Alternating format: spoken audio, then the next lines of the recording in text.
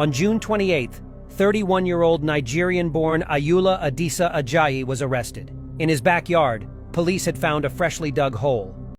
This Nigerian guy you guys are seeing here is a terrible human being. He actually married one Oyibo girl that came to see him in his apartment in US. Hello everyone, you're welcome to my space. If you are new here, you're highly welcome to like and follow our page to get more notification of our new videos. In this video right here, guys, is a Nigerian man who was arrested for aggravated murder and burning of the girl's body. He actually married this girl for nothing. Like, the girl left her house at night to come and see him in a park, only for him to take the girl home and buy this girl for nothing. Now he has been arrested and sentenced for life imprisonment. The kind of terrible things some Nigerians commit in another man's country is very, very absurd. Like, what they can't do in their own country, they go to someone's country to commit that evil. And look at this beautiful girl, just wasted her for nothing. Guys, watch this video and hear the details of this story. Thank you guys for watching and for listening, and do have a great day. Surveillance footage caught Mackenzie heading to the arrivals area and entering an unknown vehicle at 2:40 a.m. After police interviewed several of Mackenzie's friends and none could confirm that they picked her up, it was discovered that Mackenzie had actually ordered a ride through Lyft. Investigators managed to swiftly track down the driver of the vehicle, a man by the name of Heath Canada. On June 23rd, he was brought in for questioning, where he revealed he had dropped Mackenzie off at Hatch Park in North Salt Lake around 3 a.m.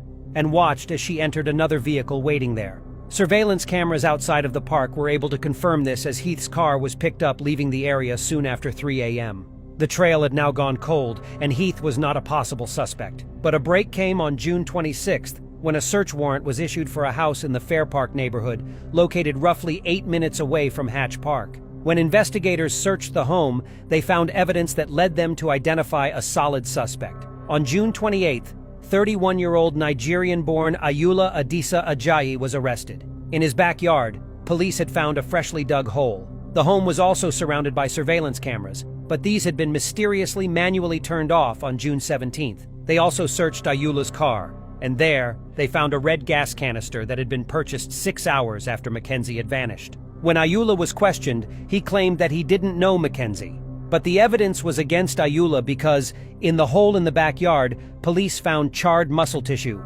charred clothing, and a burnt iPhone. In an alley next to the house, investigators also found more charred clothing.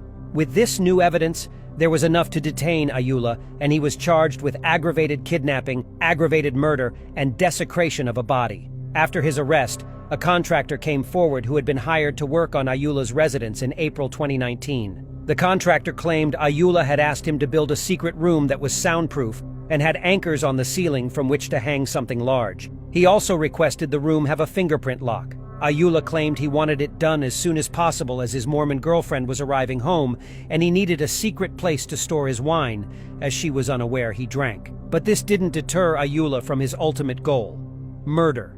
When Ayula was arrested and run through the system, he didn't have any prior criminal convictions per se. But he did have a lurid history.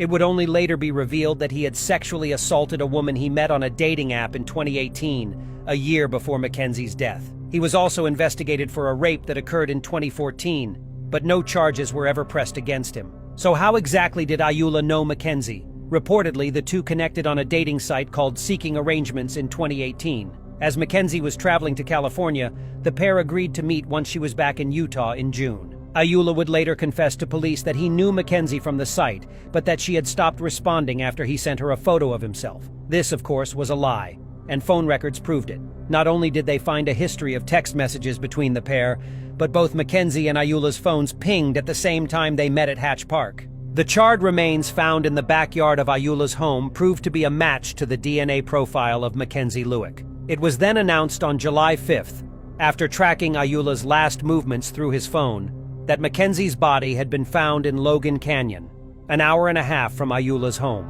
It appeared Ayula had planned to murder Mackenzie before her arrival, as his surveillance cameras were turned off before the pair made it to his home. Once he and Mackenzie were at his home, he tied her hands behind her back with zip ties and rope and began strangling her by hand. When Mackenzie fought back, he turned her over onto her stomach and strangled her with a belt until she lost consciousness.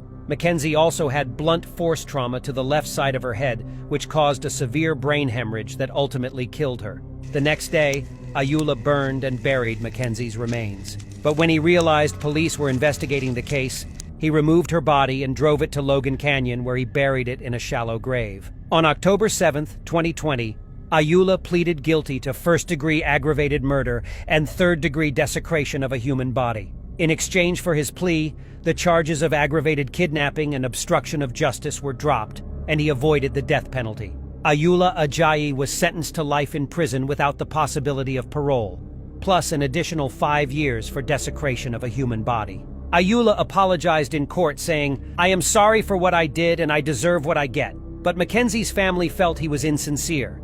He never gave a full account as to why he murdered Mackenzie, but it was described in court as murder for murder's sake. Ayoola was also charged with more crimes after his arrest and conviction. He was convicted of 1 count of second-degree sexual abuse for the incident in 2018 and was sentenced to 15 years in prison. There were 19 additional charges in a second case of sexual exploitation of a minor due to images found in his possession. The mystery of Mackenzie's death may be solved, but questions still remain. We may never know the real reason Ayoola chose Mackenzie or what his original plan was. The answers may remain forever elusive, shrouded in the darkness of an unspeakable act that claimed the life of a vibrant young woman who simply made an unsuspecting error.